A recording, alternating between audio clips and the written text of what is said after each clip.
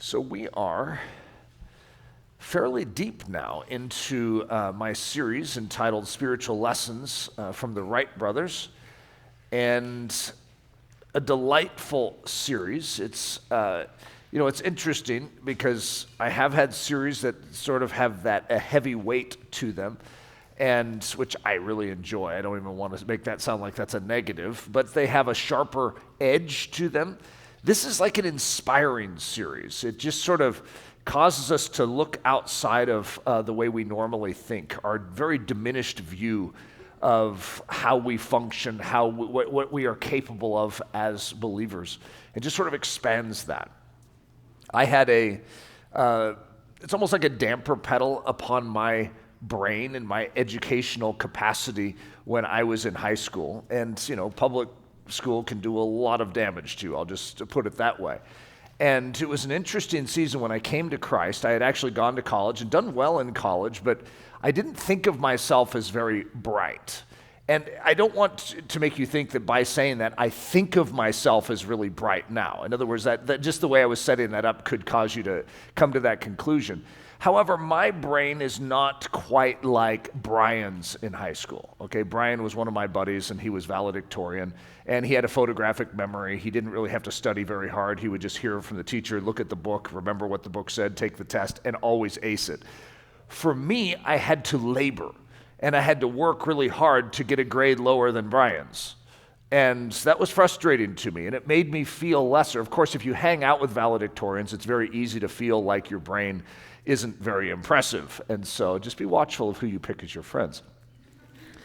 But in the process of awakening to my King, there was a process of also me setting my mind in his hands and saying, God, you gave me this, and I'm not that impressed with it, but use it as you see fit.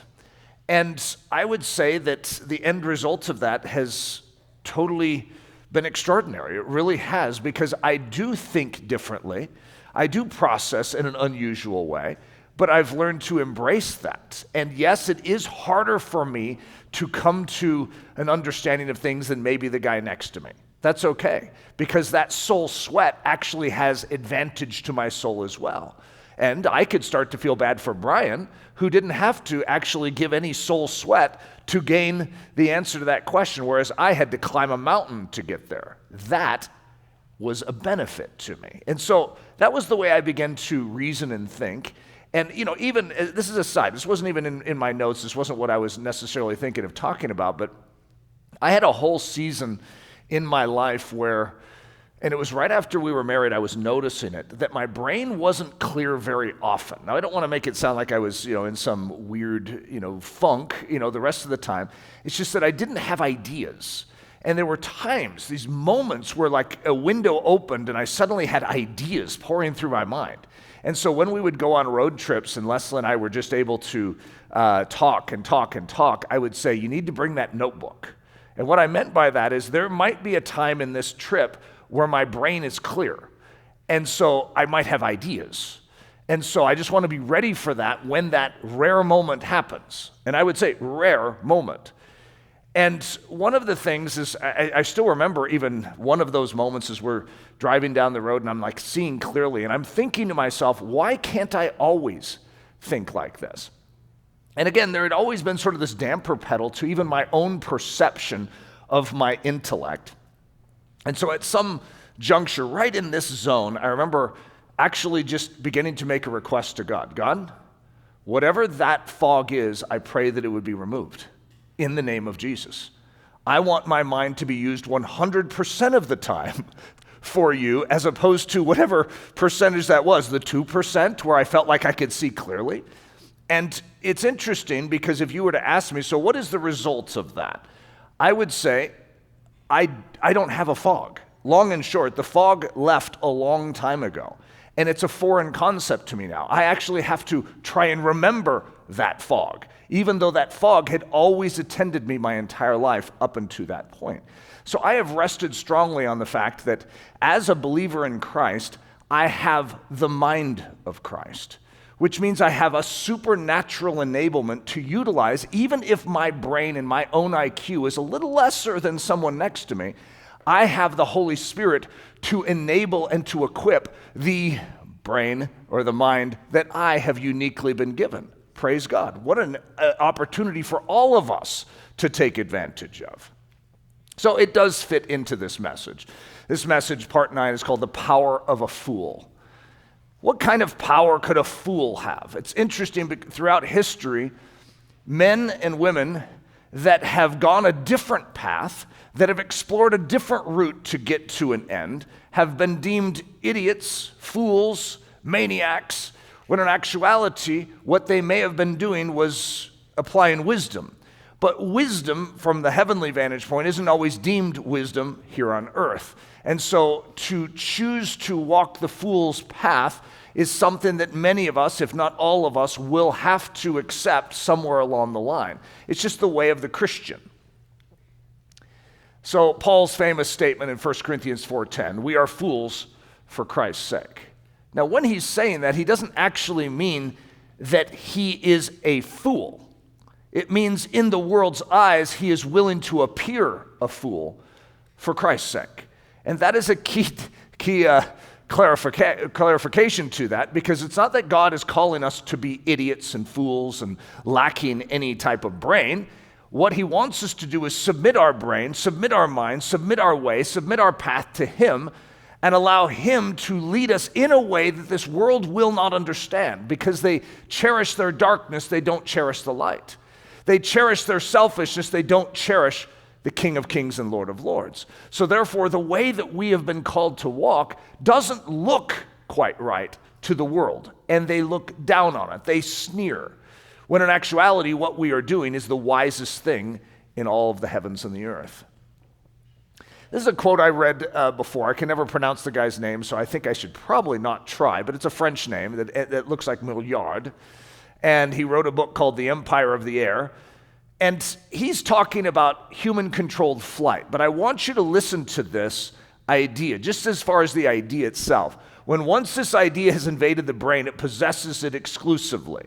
So he's talking about the idea of flight. It's like we could fly. And so once a human has gotten a hold of that notion, it's like they think about it all day long. It's like, oh, how could we do this, though? How could we overcome this? How could we accomplish this? But there is something that actually is very similar to that. And when this idea that God himself has come to this earth and given up his life to rescue me, and then to indwell me and to enable this body to actually live supernaturally, that is meant to be an idea that invades your brain. To think, wait a minute, what does that actually mean? If I really am the body of Christ and the Holy Spirit dwells in me, then, ... what would that mean? And so here are these characters throughout history are like spending all their time rolling over in bed and thinking and pondering how they could fly, when you have been given something so much greater. The God of the universe has given you all that you need for life and godliness, and then he has even given you a commission to go into all this world and to share that, to impart what he has imparted to you, to represent the King of Kings and Lord of Lords. If there's not an idea that shouldn't consume you, I don't know what is. I mean, if the idea of human-controlled flight could accomplish that, just imagine. The original dunce. Now, when you hear the word dunce, I'm not sure what it triggers inside of you. It's not supposed to trigger a positive thought. The synonyms for dunce, fool, idiot, dullard, it's like this is not a positive, it's not a compliment that comes to you if you're a dunce. So I wanted to introduce you to the original dunce and just show you the irony of that. So John Duns Scotus is how his name is known in history. And so we see Duns, and it's like D-U-N-S, and it doesn't look like dunce, but that's how it was pronounced, and that's how it's come down in history. This is the original dunce. I have a picture of him, by the way. And, so you're looking at him, and you're thinking, he must be a fool. So this guy in history, he lived, he was born in like 1308, just to give you an idea. So he grew up in the 14th century. And he was a contemporary of William Wallace. They lived like 20 miles from each other. So I've always felt sort of a kinship, since Ellerslie is named after William Wallace's birthplace. And then this guy was born at the same time and lived 20 miles away. It's well, I guess I sort of have a kinship with the original dunce. And I have a book called The Bold Return of the Dunces, if that gives you any idea, if you could try and anticipate who this guy was in history. He's considered in the Middle Ages to be one of the actual top-notch intellect that lived throughout the entire Middle Ages, or at least in the top 3, according to some people's opinions, these critical experts. So in other words, you're talking about one of the most brilliant men over multiple hundreds of years. Okay, if you were to say who is the most intellectual man today, that would be a compliment if you got chosen.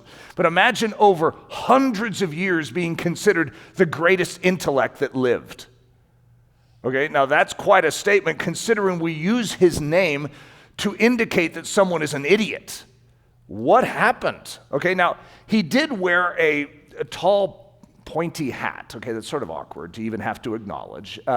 And he did it very specifically. We look at a wizard's hat, sort of one of those pointy things. He did have something sort of similar to that. I don't know if it looked exactly like this. This isn't my favorite picture, to be honest with you. It doesn't make me like the guy too much, right? Artwork from back then was definitely not very complimentary. However, he had a pointy hat, but it was actually a pointy hat. It was meant to be like a finger on his head pointing to the heavens, showing the source of all wisdom and all knowledge being the Creator, Jesus Christ. He actually believed in something called the primacy of Christ, which meant any brain that is going to function the way God intended it to function needs to reason from the Creator himself, needs to reason from Jesus Christ as Creator and Jesus Christ as Redeemer. And if you build your intellect around that, then sky is the limit of what your brain could accomplish. And he is considered the greatest intellect, or one of the greatest intellect in the entire Middle Ages. Okay, now something obviously went terribly wrong, and you could say yes, it's called the Enlightenment. When the Enlightenment age came in, which ironically is all about the idea of being enlightened, but this rampant influx of something known as humanism. Humanism, its entire ideology was to displace God in the center of education and put man as the center. And so humanism is actually going to dethrone God intellectually and make man the center instead of God. Take off the pointy hat. So John Dunce had these followers called dunces. And at the time of the Enlightenment, you're going to see these dunces, and this is 300-400 years afterwards, that they are going to suddenly become persecuted by the social majority, by the intellectual elite, and they are going to be the idiots that are the proverbial dunces in the classroom. So you wear the pointy hat, you stick your nose in the corner, and you're going to be penalized as being ostracized from those that actually have a true brain. So when I write a book called The Bold Return of the Dunces, I'm not actually encouraging us to put on pointy hats. At the same time, whatever that hat represented is very interesting to me. Do we recognize where our intelligence truly comes from? How are we going to use the intellect that we've been given? Do we recognize the same thing John Dunce did, that it's the primacy of Christ, that we must reason from the Creator being Jesus and the Redeemer being Jesus? And when you reason from that, sky is the limit. I mean, learning how to have human-controlled flight is just one of a billion possibilities of what God could do with us if we allowed Him to have us the way He intends. Recognizing God's direction. God's direction is not in the direction or the way that we would go.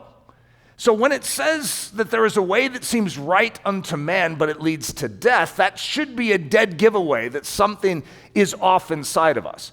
There's a way that is right to us, and that is ease, comfort. We don't choose certain things. It's baked into us. Something is off in our senses, in our antennae. We do not reason properly, which is why we need to be invaded from the outside. We need to be changed. We need to repent, which is like even the symbol of altering your direction or altering your thinking towards a different form of thinking. So recognizing God's direction, it's into the humble. No, we don't want to go there. That would be into the humble. It's into the unpopular. None of us naturally gravitate towards the unpopular. It's into, often, the wind, which of course is symbolic of everything we've been talking about. When we're talking about the Wright brothers, we're talking about flight. We're talking about two guys that looked like fools in their generation. Two guys that had, pointy hats on their head, and everyone was like, ha, ha, ha, ha, what idiots. And yet these guys had something the whole time. And it's sort of hard to live that way. I don't know how many of you have experienced it, but it is a challenging thing when the world snarls and sneers and you're just trying to serve Jesus. And you're thinking in your head, it's like, God, it should be backwards. I should be applauded for serving my King, the creator of the heavens and the earth. Why is it that I am derided and ridiculed instead? It's the opposite direction. We call it the upside down kingdom. Something is off in this world. So that which is good is considered evil. That which is evil is considered good. What? How did that happen? Well, you know the story of sin, but this is also the story of redemption. God is turning it right side up. The purposeful trimming. By the way, when you have strength, doesn't it make sense that you would just grow that strength? You wouldn't trim that strength? I mean, this is the foolish direction. When we come to Christ, the first thing he begins to do is trim us to grow us. It's like if you want to grow that vineyard, that vine, the first thought in our mind is, okay, don't touch it. Let's allow it to grow out. I mean, we don't want, and then God comes in with his shears and trims off. And, it's like left with this like little, core strength. It's like, God, we just took away all of its strength. We made it weak. Why? So that it can grow stronger. You see, God is in the business of trimming in order to make strong.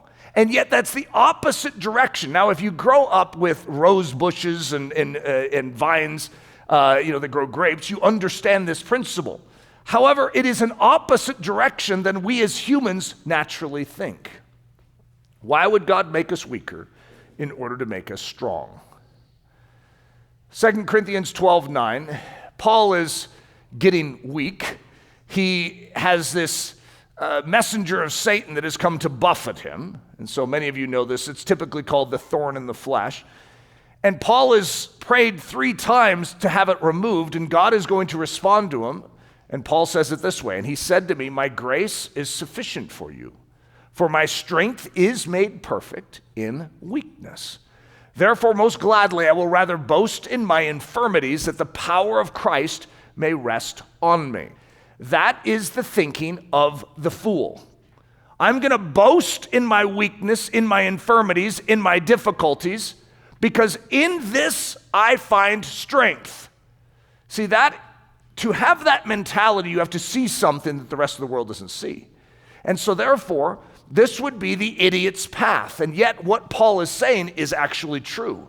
And Paul, in our estimation, all these thousands of years later, is going to be the greatest representative of Christ in a man that has ever walked the earth that we know of. And yet he is going to go through extreme seasons of weakness, of imprisonment, of frailty, of infirmity. He's going to be on his deathbed multiple times. He's going to be stoned and left for dead. And yet, in and through that weakness, we are going to see the strength of heaven. Whoa, the power of the fool. The story of Abraham giving up Isaac. Talk about a trimming. It's like, yeah, you know your great strength, Abraham, that I even gave you? I'd like you to let go of that. That is the path of the fool. Who would ever do that?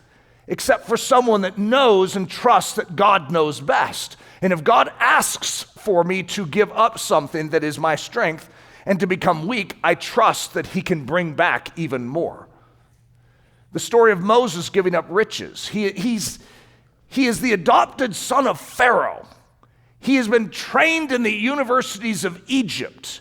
He is at the time, according to Josephus, a legendary conqueror, like military conqueror. He has reputation, he has weight. Keep the position and leverage it on behalf of the Jews. Instead, the Israelites, he is going to instead leave it all and go to the wilderness and become a shepherd. And yet, in and through that weakness, we know God is going to make one man who is considered one of the greatest world leaders of all history, is going to come out of weakness. The story of David giving up Saul's sword and shield. Now, David is a great picture anyways because he's a shepherd. That's weakness who's going to become strength. However, even when he's given the best of the best in Israel to fight Goliath, he gives it up and trims down his military outfit, just like Gideon, you're going to see, in order to take down the great military champion. The story of Gideon giving up 29,700 soldiers. Now, the Midianites had estimated around 215,000. Okay, it's somewhere. It could have been 185,000. I don't remember. I get two stories in the Bible mixed up on their numbers. It's a lot. Okay, guys, there's a lot of the enemy. And even in Gideon's strength, he has 30,000 men. So you could do the math. That would be like 1/7 of the army. So 1 against 7 men. 1 man against 7 men. And those are rough odds, right? God didn't like those odds. He wanted to trim Gideon. And Gideon allowed him to trim down the army. That's an incredible statement in and of itself. Down to 300 men. You look at the statistical odds of 300 against a couple 100,000. That is remarkable, and yet that is God's path. The story of Jesus giving up his kingly throne, his human dignity, his back to the smiters, his cheek to spittle, his beard to ripping, and his body to the torturous death of the cross. Talk about a purposeful trimming, a purposeful limitation. To do what? To accomplish the greatest strength, to demonstrate the greatest strength this world has ever seen. So this is the path of the fool. It is demonstrating the power of this path. When you choose to allow God to limit you, to trim you, to take away what appears to be your human strength so that he can infuse his divine strength, something very, very special happens. The pursuit of cool. The pastor from back east that wanted to make Ellerslie students hip and cool. So I think this was on a His Little Feet outing. I think it was Mike Hahn that was telling me, and we had a lot of laughter on this one. But there was this pastor back east, and even if I knew his name, I wouldn't say it, right? But he specialized in helping other pastors dress and be cool. I don't know if that was the official mantra of his side ministry, because he was a pastor, but he had this zone that he had found where he could make Christianity cool to the world. And so His Little Feet came through and was at his church, and all of the staff, the team that were traveling with them, were Ellerslie graduates. And they were decidedly, in his mind and in his opinion, uncool. And so he gave them a speech about how, cool people marry cool people. Uncool people will never marry a cool person. So if you guys don't get your game on, you're going to end up marrying very uncool people. And so, he said this to them, and he was talking about his daughter who is very cool, and she's going to marry someone that's cool. I couldn't believe it. Even when Mike was telling me this, I'm like, the guy actually said this out loud. And he described Ellerslie as being very uncool. And I decided to just take that as a tremendous compliment from this guy, because I don't want any of my students to turn out like this guy, nor his kids, right? And so the pursuit of fool instead of the pursuit of cool. A pastor from Windsor that wants to make Ellerslie students fools for Christ. In other words, there's a deliberate choice that we make. My goal isn't to make you just look funny to the world, like purposely, hey, let's do whatever we can to draw negative attention to ourselves. No. In other words, take good care of yourself. Be beautiful. Be handsome. There's nothing wrong with that. It's just that the path that you are choosing to go and the way you choose to live your life is not going to be understood. And so therefore, you are going to be deemed uncool by the cool systems of this earth. Just accept that, and guess what? You technically don't want to marry someone who's in the cool systems of this earth. You want to marry someone who's in the uncool systems of this earth. And by the way, you'll find them cool and they'll find you cool. You have your own definition of cool.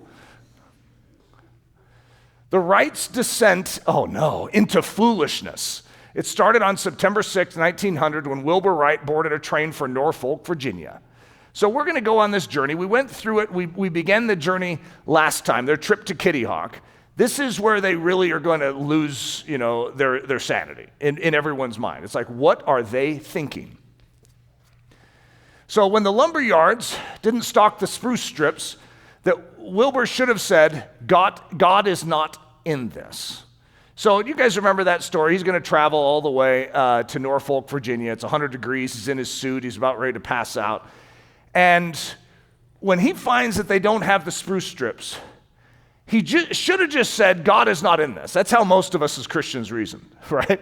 It's like, difficulty. Challenge. Well, obviously God's not in this. That's an entire American Christianity mentality, where if there's a challenge, that must indicate that there's a problem and God isn't giving his blessing. The exact opposite is true, guys. If you don't have any problem, any resistance, then you might want to question if God's in it. Ironically, it's the flip opposite of this reasoning, but I'll just still go along with it because this is how we need to learn to think. We think, when the world is thinking, they're thinking, God's not in this. But no, Wilbur said, I'll accept the pine strips instead, though it will cost me weeks of extra back-breaking work to rebuild the glider. When no one in Elizabeth City had ever heard of Kitty Hawk, North Carolina, Wilbur should have said, God is not in this. But no, he kept asking people for 4 days until finally someone understood his request. When the small skiff started filling up with water as he began his boat journey to Kitty Hawk, he should have said, God is not in this. But no, he just kept bailing, knowing that if he were going to figure out how to fly, he needed to keep going. When he reached the schooner and it was rotting away and vermin infested, he should have said, God is not in this. But no, he kept moving forward into the dark, stormy night. When the dilapidated schooner sprung a leak, started taking in water, and its foresail and mainsail tore away in the gale winds, he should have said, God is not in this. But no, he kept bailing. He kept moving forward. He was going to Kitty Hawk. When his first steps toward Kitty Hawk were greeted with no food for 48 hours and an emptying of all the food that had been previously in his stomach, he should have said, God is not in this. But no, he kept going on an empty stomach without any knowledge of when his next meal was going to be eaten. Kitty Hawk, North Carolina, the middle of nowhere. So this is the Wright brothers' descent into foolishness. I don't know if you can already feel it. It's like, what are these guys thinking? You see, they're after something, but to get to that something, they need to trim off some things. Comfort, predictability, knowing when your next meal is coming. They had never gone through any of these things before. Wilbur's greatest journey from Dayton was Chicago, Illinois. That's as far as he'd ever gone, and now suddenly he's in the middle of nowhere, and he's uncomfortable. He's hungry. Should he turn back? I mean, shouldn't that be a signal that he must be going in the wrong direction? You see, when you are becoming weak, when you are experiencing circumstances that try you, this is actually an advantage to your soul. And if you will embrace it with joy and thanksgiving, you will find amazing things happen in your life. So the people of America viewed Kitty Hawk as a foolish place to live. I mean, most people didn't even know it existed. The people that did know it existed looked at it as a backwards zone, a place where lower class people would hang out. Let's just say it as it is. Fools would live. And then ironically, meanwhile, the people of Kitty Hawk considered Wilbur Wright a fool. So in other words, he's pretty far down, if we're going to say the totem pole on that one. The poor guy, even the fools think Wilbur is a fool. David McCullough writes it this way. As Bill Tate would later recall, remember he's the postmaster, the local people of Kitty Hawk grew increasingly curious about the visitor and the darn fool contraption he was sewing, gluing, and tying together. Bill Tate continues, it had been drawn out of Wilbur Wright by adroit questioning that his brother would be down in a couple weeks. They were going to live in a tent and were going to make some experiments with their contraption in the art of flying. We were all pretty set in our ways.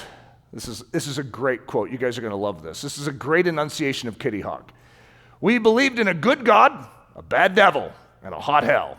And more than anything else, we believe that same God did not intend man should ever fly. Isn't that a great statement? This is where they are going. The rest of the world already looks at Kitty Hawk as being a bunch of fools. But even those Kitty Hawk fools are looking at the Wright brothers as the ultimate picture of foolishness. They actually look at it as if they're defying God's ways even. I mean, this is a challenging place to live. Do you realize that it is really windy out here? You do realize it's really windy out here, right, Wilbur? Yes, we require the wind. This is perfect for us. So when you take steps forward in your foolish Christianity, it's funny how you'll get wisdom from outside, and people will be concerned about you. I don't know if you've had anyone concerned about you in your pursuit of Jesus, but it's not an uncommon thing. And when they're concerned about you, oftentimes they'll say, you do realize that, it's rather windy in the direction that you're going. Yeah, well, I require wind. In order to fly, it sort of goes with the territory. Isn't that just a weird thought? What they think should be the reason you would turn back is actually only sort of a confirmation that you're in the right place. And that's where it's important for us as believers in this modern day where wind has been translated to be something that is a negative instead of a positive. And that's why this series has such value to us, because it shows that these things that we have been trying to stay away from. I just want to stay in Dayton. I don't want to go to Kitty Hawk, North Carolina. God, just keep me in Dayton. Can I be called to Dayton? Instead of allowing God to take us where we are commissioned to go, which, yes, there's wind, because he wants to do something in and through your life that has never been done before. If we're going to have this thing called human-controlled flight, well, guess what? We need wind. I thought you were into this sort of thing. Yeah, I am. I need wind. Wind is good for me. Wow, what an interesting conclusion to land on, but that's a hard one for us. Orville arrives on September 26, 1900. Experiments start on October 3, 1900. You know that this is like the first experiments we've had in this whole story. We're in episode 9, and we literally are going to stick our first glider up in the air. Now, it doesn't mean in Dayton they hadn't flown some different kite-like gliders. This is like our first real attempt. We're trying to figure out how to maintain balance. That's the first thing. I'm saying we, because we're with them, right? We're fools along with the Wrights in this whole journey. It's like, no, I'm going to Kitty Hawk. And some of you even feel like you're in Kitty Hawk even as you read this story. It's like, oh, wow, the wind is just gusting. And so we're going to start some experiments on October 3rd. The brothers are in the middle of nowhere, living in a tent in the midst of a huge sandbar, with a glider made of sticks and gusting winds that never cease to blow. At what point do you declare God is not in this? After spending months building and refining their glider to fly and study, they take it out for a test run on October 3rd. Whew, boy, it took us a long time to get here. October 3rd, we're finally ready to demonstrate what we've been studying and to put it to the test. The locals in Kitty Hawk watch from a distance with incredulity and disdain. What are those guys doing? We have all sorts of quotes from the locals because they all are going to be honest in the years to come, because I don't want to give anything away, but they fall in love with the Wright brothers, okay? I'll unfortunately have to give that away right now. I should have held that back. But they're also very blunt people, so they just sort of say exactly what they were thinking. There's some really fun thoughts that come out. The winds are blowing so hard that instead of attempting to have the glider carry Orville, they instead attempt to fly it as a kite. It's like, wow, Orville, if you got in this thing, you wouldn't last. The kite desperately wants to fly higher and higher, but the brothers force it low to the ground with a strong yank on the attached rope. The glider responds by doing a sharp nosedive into the sand. Orville then stands on one end of the glider and labors to hold the glider down to the ground. Meanwhile, a large gust arises and picks up both the glider and Orville. Orville flies 20 feet and lands in a heap on the sand. Meanwhile, the flyer goes straight into the air and then crashes hard into the ground, shattering it into pieces. So they've finally arrived in Kitty Hawk. They are dealing with all of these challenges. The whispering neighbors who are watching on saying these guys are idiots. There is nothing comfortable. They have every reason to think, if they're going to think according to an American Christian worldview, that God is not in this. And then Orville gets thrown 20 feet. The glider goes into the air straight down, crashes into pieces. It took them months to put this together. All right? I don't know how you guys are doing. They had spent months readying this glider for a test run, and now it is broken into pieces. This would have been a good point to say God is not in this. But no, the brothers took pictures of their wreckage and then hauled the forlorn heap of fabric and sticks back to their camp and spent the next 3 days repairing it. Those are hard days. I don't know if you've ever had it where you write something on your computer and then you lose it, can't find it anywhere. It's like of course, then the moment something isn't able to be found, you're thinking that was the greatest thing I ever wrote. But it's hard. It's hard when you've invested into something and you feel like, poof, it's gone. And yet those are the proving grounds in our life. What are we here for? What are we doing? Were we expecting ease? Because if you expect ease, you're going to fail in life. It's interesting because most athletes know that to get in shape, they have to experience pain. They have to experience resistance. If you don't have resistance, if you don't have pain, your muscles can't respond and grow and take the next step forward. So if you want to build strength, if you want to build endurance, you have to engage with that dimension of life, which is difficulty, weights, challenge. As athletes, we know that, right? And for whatever reason, we accept it as athletes. Why in the world would we accept it as athletes and then shoo it away as Christians, especially considering the entire Bible lays it out for us and says, you want to get in shape? Yes, sir. Then experience challenge, embrace difficulty, take that weight and rejoice over it. How in the world do we come to our weird conclusions that when a difficulty comes into our lives, I need to get out? Could you imagine going to a gym and someone says, okay, let's try this weight. You're like, oh, it's heavy. Set it down and then run out of the gym. God is not in this. It would be an idiot. That would be an idiot, right? In this, it's like this flip. When it comes to spiritual things, we think opposite. When it's athleticism, even, a natural-born, earthly man can understand it. But when it comes to spiritual exercise, spiritual growth, it takes a spiritual mind to see it and to appraise the value of it. Willing to be the fools in order to discover something more. John Daniels. So John Daniels is going to be one of the guys that's actually there on December 17th, 1903 helping. He brags about that a little in history, because he was there. He's a funny guy, just sort of one of those, straightforward, frank, blunt sort of guys. So John Daniels said, we couldn't help thinking they were just a pair of nuts. They'd stand on the beach for hours at a time just looking at the gulls flying, soaring, and dipping. Like, what a pair of nuts. So there are glorious sights that only the fool will ever see. A few weeks ago, I did a sermon, and it was called Who's the Sheriff in This Western Town? And I talked about a play. I was trying to articulate something to a group of pastors, and so I wrote it in a play.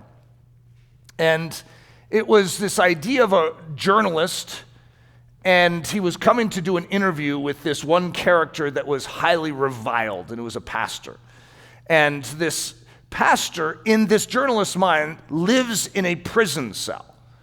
And so he comes in to this prison cell, and the prison cell is, briefly described. There's cement walls around the edges, and so the journalist is going to sit down across from him, and his chair is a stack of cement blocks. And then the floor is just dirt. It's disgusting. Who would want to live here? And yet, this man who couldn't appraise the value of what this pastor knew looks at this pastor as a fool. But then in the play, this man, this journalist, is going to awaken to the realities of what the pastor is saying. And he is going to believe. And when he believes, suddenly this cell, what looks like a prison cell, transforms. And the cement wall becomes an epic mountain range. The cinder block chair becomes Bezalel's master workmanship. The dirt prison floor becomes transparent gold tiles. And I could say, welcome to Christianity. What the world sees when they engage in our life, they would say, aren't you miserable? Why would you do this? That's exactly what anyone would say to Wilbur and Orville. It's like, guys, let's sit down, let's talk. Okay, you're living in a prison cell there in Kitty Hawk. You're absolutely miserable. You got cement walls. You're sitting on cinder block, and there's dirt underneath your feet. I care for you too much to not say something. It's like, you don't realize what we realize, do you? You don't see what we see. Don't feel bad for us. We feel bad for you. This is like a pleasure trip for us. This is amazing. Don't you see it? We're able to actually spend our time doing what we're called to do. Like, we feel the Almighty has given us a vision, an assignment, and we have the privilege of going after it. We want to reveal the kingdom of heaven in and through this. So David McCullough says it this way. Now, this is a quote from the last message and how I concluded, and I really like this quote, because this is what the journalist is going to awaken to, or this is what we awaken to when we study their story. It's like, at first you have pity for them. They're being mocked, ridiculed. People think they're nuts, fools, idiots. They're living in difficulty, gusting winds constantly. They pull the blanket over their toes and their head freezes. They pull the blankets over their head, their toes freeze. It's like, Lord, get me out of here. I don't know that I could last a day in Kitty Hawk. And then their response. You put the microphone to the rights and you say, so how do you feel about this, Orville and Wilbur? And the response is very different. This is the greatest adventure of our life. And I love this quote from David McCullough. The scene from the tent door, the scene from almost any point was spectacular, with great stretches of water and sand dunes and beach and a tremendous sky overhead, with cumulus clouds rising like castles, thrilling to behold against the blue. Long flat horizons reached far into the distance in every direction. For them, they see heaven. For everyone else, all they're staring at is the difficulty and the pain. Could you imagine if all you thought about when you were in a gym was the pain? When the lactic acid floods to your muscle and it creates that ache in your muscle when you're on, rep 10. It's like, oh, the pain.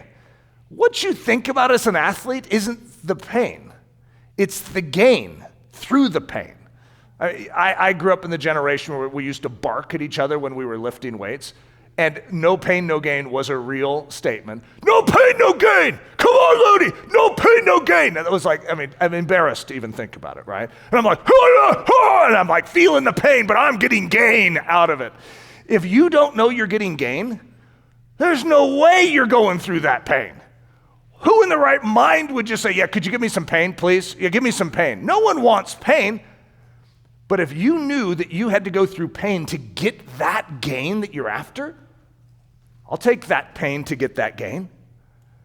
You see, if the gain is what you have a vision for, then you say, what is it going to cost me to get that gain?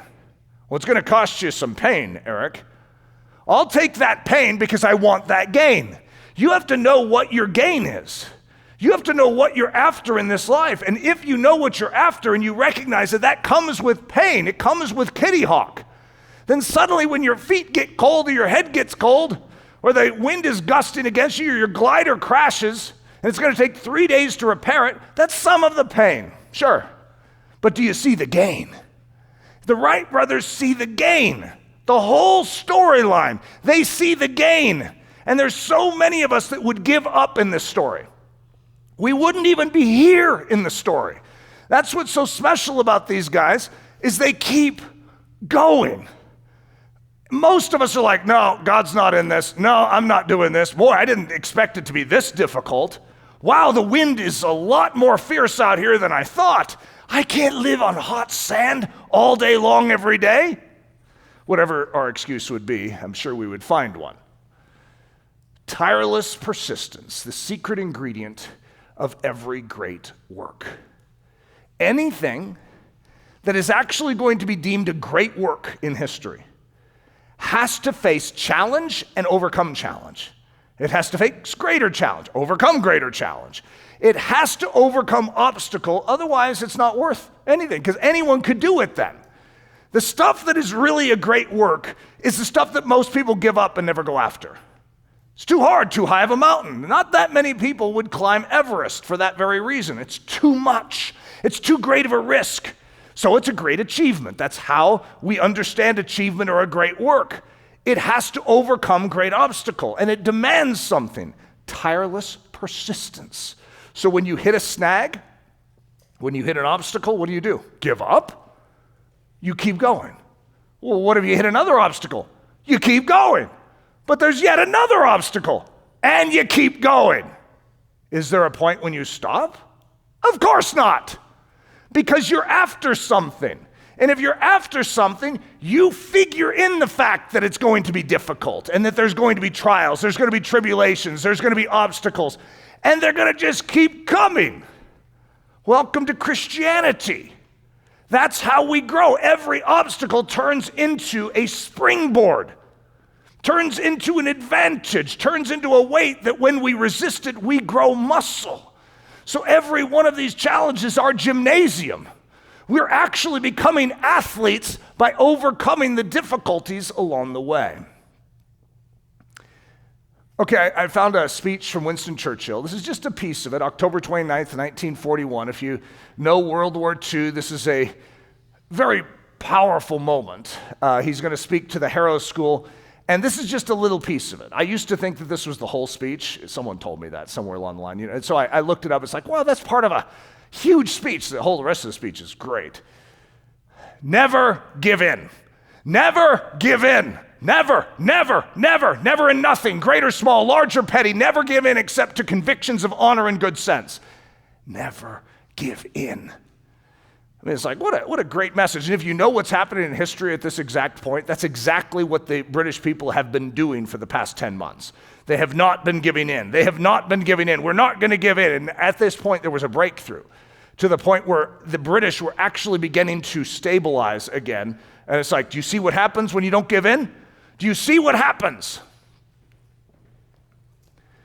So here's just a list of things in my life. This is like the theme of my life, or at least one of the key themes. I have a vision for something, and the world around me calls me a fool. All right? It's not usually like, it usually feels more like the world around me than it is like the actual whole world. Most people don't know me. They're not like, hey, there's that one guy in, I wasn't in Windsor back then, but that one guy, his name is Eric Ludy, and he's thinking thoughts, and everyone's like, oh, boo. Most people don't care, okay? However, the people that are close, you get the vibe of concern and the snide remarks that come in. And, it can be challenging. For instance, I have the idea of a love story built by God. Okay, I believe that God has a higher way.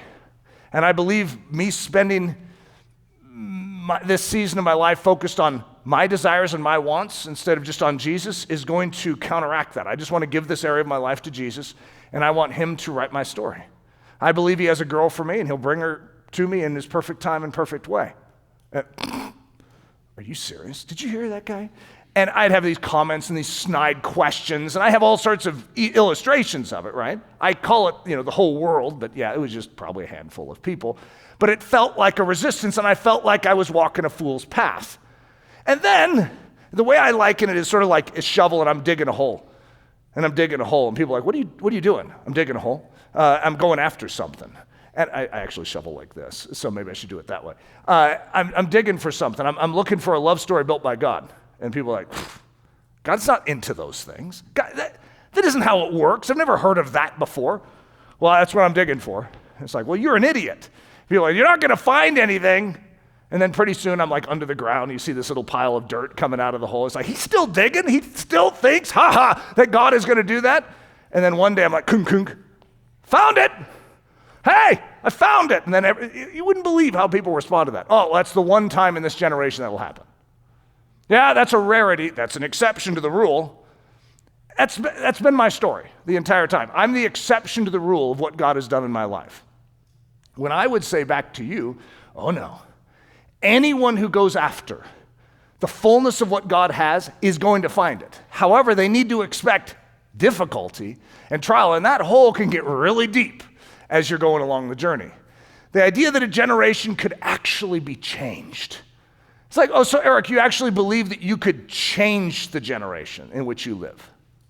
Well, I'm not saying I can, but I believe God will do it in and through someone who says, God, do it through me. So, sort of, yeah.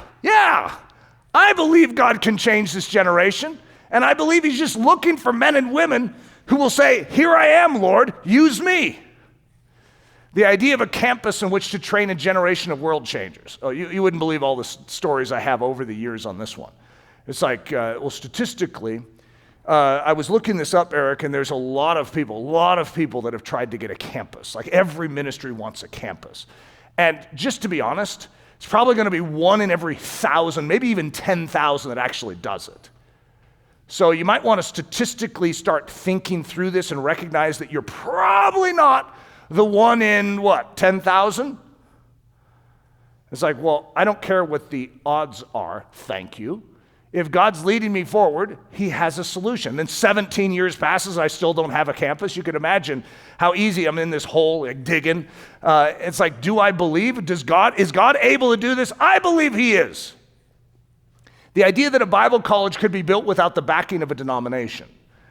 I don't want it to be denominational, because if it's denominational money, it needs to be denominational teaching. I do not want to do denominational teaching. Well, Eric, it is impossible. You can't get enough funding if it's not through a denomination. It has to be a denomination. No denomination is going to stand with you then. They will all back off because you don't represent them. So therefore, you will not have the ability financially to underwrite this. Okay, should we give up? Should we be the fool, or should we keep going to Kitty Hawk and going after it? The idea of God's boundless provision. I believe God can supply, even for big things, even for things that are so far beyond my earning potential.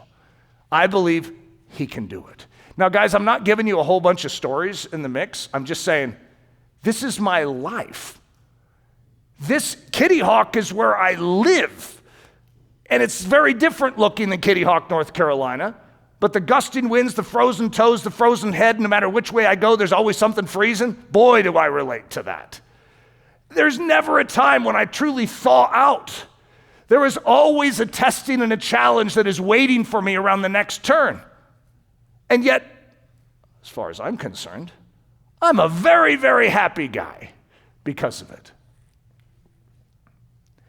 The odd benefit of visiting Dunceville, Kitty Hawk. You know, it's that place where fools hang out. So it's that place of lowness, earthly failure, earthly weakness, where the voice of diminishment howls loudly in your spiritual ears. It's the place where Gideon's army is prepared for supernatural victory. So this is the place where God's like, yeah, we need to get rid of the 29,700. Yeah, Eric, we need to make you feel a little lower so I can use you more effectively. And so the place of lowness, the place of earthly failure. Now, I should have said perceived earthly failure, because it's not actually failure, but it feels like it. For instance, one of the most common misunderstandings in Christian history is that if God is behind something, then you'll have a full bank account. It's a misnomer. It's actually, you study the greats of Christian history, and more often than not, they didn't have any money in their bank account. And God calls them to move forward at that exact moment. It's like, God, we're missing something, and that is the resource for it. And he goes, no, you have me. Yeah, I know I have you, but could you fill my bank account first, and then I'll go? See, we want to see it before we believe it, before we act. But some of the greatest movements of grace happen when the tank is completely low. And even the one carrying the agenda, the one carrying the assignment, doesn't feel strong. Remember Moses? Moses was ready to save the Israelites. He had the strength, he had the vision, he had the moxie. He kills an Egyptian, buries him in the sand. And then 40 years later, he's a shepherd, common guy. And he doesn't think very highly of himself, doesn't even think that he can communicate. God, I can't do that. I'm not able to do that. And God's like, now he's ready. Now he's ready because he doesn't think highly of himself. You see, God has to purposely trim us in order to be able to effectively use us. He has to trim out our self-confidence in order to implant within us a God confidence. The readying of Gideon's army, trimming away all the self so that we can reflect all of him. Just look at this scripture, Judges 7:2. And the Lord said to Gideon, the people who are with you are too many for me to give the Midianites into their hands. God, we are like so small next to that army. God is going to say, the people with you are too many. Lest Israel claim glory for itself against me, saying, my own hand has saved me. See, God knows the secret is that we have to know that we're not the Savior. We have to know that it's not us. God has chosen us to fill us and to do his work through us. But lest we claim the glory, lest we claim the credit, he has to trim down our army. He has to take us down this path of foolishness in the world's eyes, or perceived failure in the world's eyes, lowness in the world's eyes. Technically, a low point in the kingdom of heaven is actually the strongest point you have, because you are more dependent upon his strength. His strength is more able to flow through you. So it's ironic, but this weakness that we feel here is actually a place of strength, which is precisely what Paul is going to teach. And so when someone comes to me and they're sort of at the end of their rope, I'll usually, pat them on the shoulder and say, wow, you're in a great place. And they're thinking, what kind of encouragement is that? See, what we want is to be out of our current circumstances, and then we would be, quote unquote, in a good place. If I could just get out of this trial, if I could just get home to Dayton, out of Kitty Hawk, then I would be in a good place. Good place for what? Not a good place for inventing a flying machine. If God has commissioned you to invent a flying machine, Kitty Hawk is the ideal place. But they're jeering at us. They think we're nuts. They think we're crazy. I'm living in a tent, gusting winds all day long, sand beneath my feet 100% of the day. I got cold feet, cold head, my glider just crashed. Okay, now you just fill in your story into that same little zone, because we all have a woeful tale to tell. And it's because we are being pushed around by our difficult circumstances instead of embracing them. All right, let's take a picture of the wreckage and go back and rebuild this thing. Let's do it again. Let's do it again. By the way, they have just started. This is just their first trip to Kitty Hawk. Wait till you hear about their second trip. If you think the first trip is hard, the second trip stinks. And yet, these two are going to come back again and again. They know what they're after. The question is, do we? Do you embrace the pain that comes with getting that gain in your life? The study of the Wright brothers by the Kitty Hawk locals. John T. Daniels said, Wilbur and Orville would watch the gannets and imitate the movement of their wings with their arms and hands. They could imitate every movement of the wings of those gannets. We thought they were crazy. But we just had to admire the way they could move their arms this way and that and bend their elbows and wrists bones up and down and which way, just like the gannets. They're like, well, they're crazy, but how do they do that with their arms? And you could just see the locals going, how do they do that? The kooks were winning over them locals. David McCullough writes it this way: others as well had come to see Wilbur and Orville as more than mere eccentrics. Life on the Outer Banks was harsh. Making ends meet was a constant struggle. Hard workers were greatly admired. It's like, well, whatever we say about these guys, you have to admit, dawn to dusk, they're working. Well, these guys are hard workers. Have you seen these guys? The kooks? Yeah. Just watch them work. And if there was one language amongst those in Kitty Hawk, it was hard work. And the Wright brothers outworked all of them. And so this respect is growing. It's the power of the fool. You see, the fool is willing to walk this out, and anyone who watches the life has to show a certain regard for whatever they have. John T. Daniels says, the Wright boys were two of the workingest boys ever seen. And when they worked, they worked. They had their whole heart and soul in what they were doing. The recipe for winning over the locals. Let him trim you down to 300 and then never, ever give in. Never give in. Never, never, never, never in nothing, great or small, large or petty. Never give in. When you choose to live out this way, guess what? The locals, those that are sitting there and going, well, that's not going to work. Well, that's an idiot. Oh, what's he doing that for? Suddenly stop talking, and they start watching.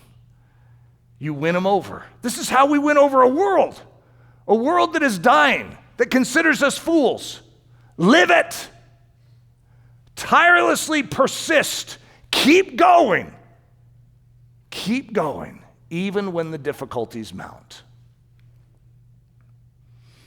Father, I ask that you would accomplish this, construct this same persistence in our souls, that we would not accept the mentality of modern Christianity, that difficulty equates to God not being in something, that God is only in what we would call blessing, and he is never in challenge.